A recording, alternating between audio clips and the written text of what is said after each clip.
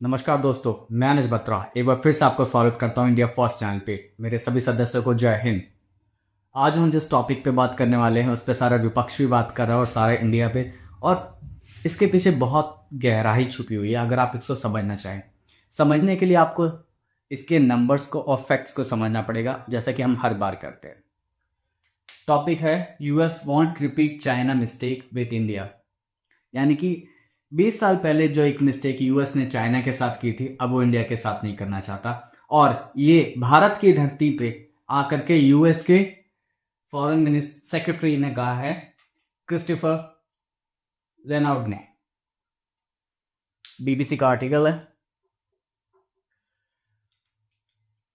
सही बात है, विपक्ष को बुरा भी लगेगा, इवन हमें भी बुरा लगेगा, लेकिन एक बात आपको समझनी पड़ेगी।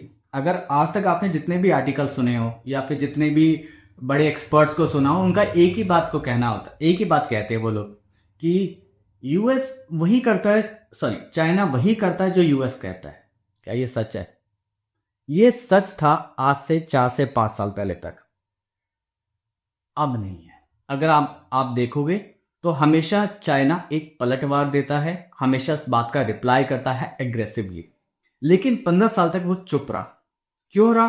क्योंकि उसको वहां तक पहुंचना था जहां पे वो यूएस को काउंटर कर सके, जवाब दे सके। शायद इंडिया भी उसी स्ट्रैटेजी पे चलने की कोशिश कर रहा है। अगर आप फैक्टर्स को देखोगे, नंबर्स को देखोगे, शायद आप समझ पाओगे। और दूसरी बात, हम इस वीडियो में जितनी भी बात करेंगे उसके सारे लिंक्स, सारे आर्टिकल्स के लिंक्स मैं आपको डिस्क्रिप्शन बॉक्स में दे दूंगा, ताकि आप लोग ये ना कह सको कि ये कोई एक जो कहानी सुनाई जा रही है, ऐसी कोई कहानी है। सबके पीछे बेस है, सबके पीछे आर्टिकल्स है, सबके पीछे एनालिसिस है। चलिए हम स्टार्ट करते हैं। मैंने यहाँ पे आप देख रहे होंगे सारे फिगर्स हैं, लेकिन मैं इस फिगर्स को मार्क कर रहा हूं। आप अगर इस फिगर को समझ पा रहे हैं तो शायद ये इस स्टेटमेंट का आप मतलब समझ जाओगे। तो अगर आपको समझ में आ रहा है तो कमेंट बॉक्स में अपना आंसर दीजिएगा, क्योंकि वीडियो के एंड पे तो मैं आपको बताऊंगा ही। चलिए स्टार्ट करते हैं। हुआ, आपको पता होगा रायसेना डायलॉग्स चल रहे हैं इंडिया में, जहां पे क्रिस्टोफर ने ये स्टेटमेंट दिया है। पूरा विपक्ष, पूरा इंडिया इससे गुस्सा है। अब हम चलते हैं इसके पीछे की बैक स्टोरी क्या है, ऐसा क्यों हुआ है। आज से 20 साल पहले यूएस ने चाइना को WTO वर्ल्ड ट्रेड ऑर्गेनाइजेशन में जगह दिलवाई थी। वहाँ पे एक स्पेशल कह सकते हो कि कैरेक्टरिस्टिक्स भी दिला दिया था, जिसकी वजह से ये है। इस अगर आप चलते हैं हम कंपैरिजन पे, चाइना का जब ये स्टार्ट हुआ था 2000 में, उसकी इकोनॉमी थी 1.2 ट्रिलियन की, और यूएस की थी 10 ट्रिलियन की। 2024 के डेटा के हिसाब से चाइना की इकोनॉमी 7 ट्रिलियन, ऑलमोस्ट 15 टाइम्स। और अगर यूएस की इकोनॉमी देखो तो 2.7 टाइम्स। क्यों नहीं आएगी यह स्टेटमेंट? बिल्कुल आएगी। दूसरा, शेयर ऑफ ग्लोबल मैन्युफैक्चरिंग। जब 2000 में चाइना ने अपनी मैन्युफैक्चरिंग स्टार्ट की थी, तब ग्लोब का 6% मैन्युफैक्चरिंग करता था, आज 25%। 2023 के डेटा के हिसाब से आप चाइना 31%, यानी कि शूट अप। इस तरीके से आप नीचे देखोगे तो ये शूट अप है। और यहां देखो, जहां 25% यूएस किया करता था, अभी वो 16% है। आप देखोगे तो ये है डिक्रीज। क्यों नहीं आएगी ये स्टेटमेंट, आप बताइए। दूसरी बात, 3 to 4 million US manufacturing jobs loss. अगर पिछले, ये डेटा में 17 सालों का डेटा, यानी कि 2001 से लेकर 2018 तक यूएस में करीब कितना 3 to 4 मिलियन, यानी कि 30 से 40 लाख जॉब मैन्युफैक्चरिंग में चली गई है। क्यों? क्योंकि चाइना इतना एक्सपोर्ट कर रहा है। दूसरी बात, ट्रेड डेफिसिट।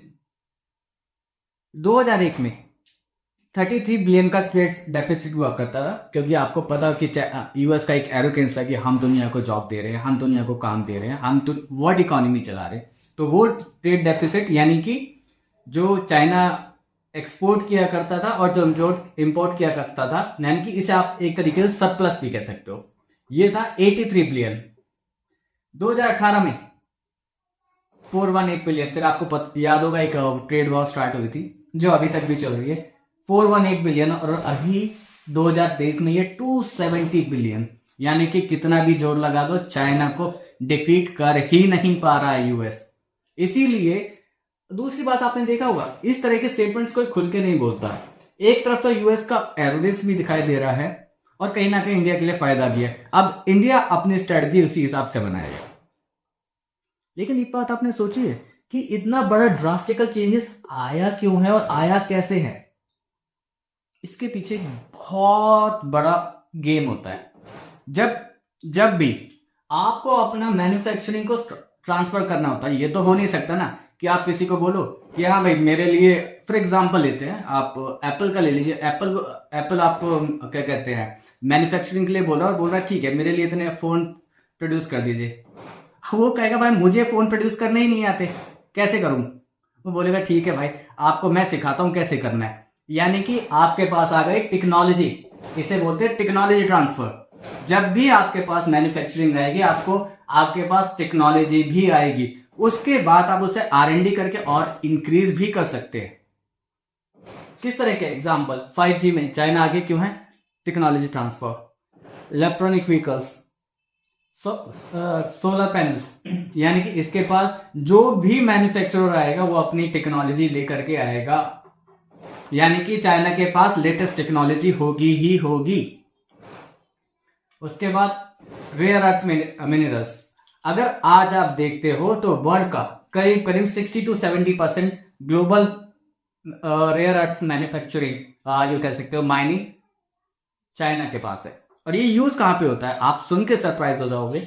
ये होता है आपका फाइटर जेट टेक्नोलॉजी में, मिसाइल टेक्नोलॉजी में, इलेक्ट्रॉनिक, ईवी, सब जगह, सभी जगह पे चिप बनाने के लिए आपको रेयर अर्थ मिनरल्स चाहिए। और आज के टाइम में चाइना ब्लैकमेल कर रहा है यूएस को इस सप्लाई को रोक करके, इसीलिए यूएस चिड़ा भी पड़ा है, परेशान भी है, काउंटर भी नहीं है और ये स्टेटमेंट्स भी आ रही है। मैं बार बार आपको इस तरफ इसलिए लेके जा रहा हूं क्योंकि कोई भी इतने बड़े प्लेटफॉर्म पे खड़ा होकर के कोई ऐसी स्टेटमेंट जब तक नहीं देगा जब तक बॉटलनेक सिचुएशन ना आ जाए, वो बंदा इतना परेशान ना हो जाए कि उसको कोई रास्ता नहीं दिखाई दे, और वो सिचुएशन आ चुकी है। अब वो इंडिया से क्यों डर है? आपको इंडिया की सिचुएशन भी समझनी पड़ेगी। यूएस के 61% यूएस एग्जीक्यूटिव्स ने, जो बड़े बड़े उनके सीईओ, उन्होंने बोला है कि हमें एक चाइना का बैकअप चाहिए और वो बैकअप इंडिया हो सकता है।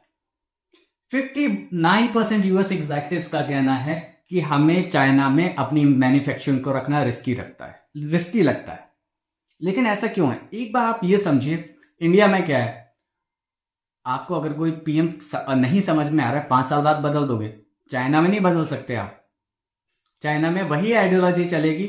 और एक बात आप समझना, 5 साल के बाद इंडिया में बदल सकते हो, आपके पास पूरा राइट है। जिस दिन चाइना कोलैप्स किया, पूरी तरीके से पूरे वर्ल्ड की सप्लाई चेन डिस्टर्ब हो जाएगी, कुछ नहीं मिलेगा मार्केट में। अगर इस थ्रेट को आज काउंटर नहीं किया गया तो जिस दिन ये बम फटा ना, कम से कम 10 साल के लिए पूरी वर्ल्ड इकोनॉमी ठप हो जाएगी, लोग परेशान हो जाएंगे पूरी तरीके से। उसके आगे अब एग्जाम्पल समझिए कि शिफ्ट हो कैसे रहा है। एप्पल का प्रोडक्शन हमारे पास 2024 में आया है, जो कि हम 18% कर रहे थे, आज एक साल में बढ़ के 32% हो गया है। अब दूसरा एक और बेनिफिट कि ऐसा वो चाहते क्यों है? देखो, हर एक क्या कहते हैं आपका जो देश है अपने इंटरेस्ट के लिए काम करता है। ये जो स्टेटमेंट आई है ये यूएस के इंटरेस्ट में आई है, हम ये जो काम कर रहे हैं हमारे इंटरेस्ट में, चाइना अपने इंटरेस्ट में काम कर रहा है। तो यहां पे अगर आप कॉस्ट इंटरेस्ट भी देखते हो तो आज जब चाइना ग्रो कर रहा था, ऑब्वियसली यार वहां के लोगों का लिविंग स्टैंडर्ड भी बढ़ रहा है, वहां की सैलरीज भी बढ़ रही हैं। तो अब वही प्रोडक्शन जो चाइना में अगर कराता है यूएस, तो उसको जो बेनिफिट मिल रहा है वो मिल रहा है 4% का। लेकिन वही प्रोडक्शन अगर इंडिया में होता है तो उसको बेनिफिट मिल रहा है 15% का। और आपको पता ही है क्या कहते हैं आपका मेडिसिन में तो इंडिया ऑलरेडी क्या कहते हैं वर्ल्ड लीडर बन ही चुका है। 20% of global medicine, 60% of global vaccine India ही बना रहा है। जैसा कि मैं यहाँ पे मेंशन ऑलरेडी कर चुका हूं कि आपका जो रेयर अर्थ मिनरल्स होते हैं वो आपका फाइटर जेट्स, मिसाइल, इस तरह की बड़ी निश प्रोडक्शन में यूज होता है। इंडिया के पास कितना है? इंडिया के पास 6.9 million tonne rare earth minerals हैं, इंडिया के पास अभी प्रॉपर टेक्नोलॉजी भी नहीं कि वो उसे माइन कर सके। फिर वही आ गया ना एजेंडा, मैंने आपको क्या बोला था, टेक्नोलॉजी ट्रांसफर। जब भी ये चीजें आएंगी, आप मान लीजिए यूएस को या किसी यूरोप की कंट्री को यहाँ पे प्रोडक्शन कराना है, तो उसको वो टेक्नोलॉजी भी ट्रांसफर करनी पड़ेगी, यानी कि इंडिया को दोनों चीजें मिलेगी, जैसा कि चाइना को मिला था। आपको काम भी मिलेगा, साथ के साथ आपको टेक्नोलॉजी भी मिलेगी। अब मेरा क्वेश्चन आपसे, आप बताइए क्या लगता है कि आपको उनके मुंह पे जवाब देके उन्हें और ज्यादा अग्रेसिव करना चाहिए, या अभी शांति से हमें काम और टेक्नोलॉजी को लेना चाहिए? कमेंट बॉक्स में बताइएगा आपका क्या मानना है। यहां पे इस वीडियो का अंत करते हैं, और मैं इन सब के लिंक आर्टिकल्स के मैं आपको डिस्क्रिप्शन बॉक्स में दे दूंगा, ताकि आप इसे वैलिडेट कर सके कि सारा डेटा कहां से आया है, कैसे आया है और मैच करता है। लास्ट में आपसे एक ही रिक्वेस्ट रहेगी, वीडियो को लाइक करें, कमेंट करें, चैनल को सब्सक्राइब करें, ताकि इस तरह की न्यूट्रल और रियल न्यूज मैं आप तक पहुंचा सकूं। जय हिंद दोस्तों।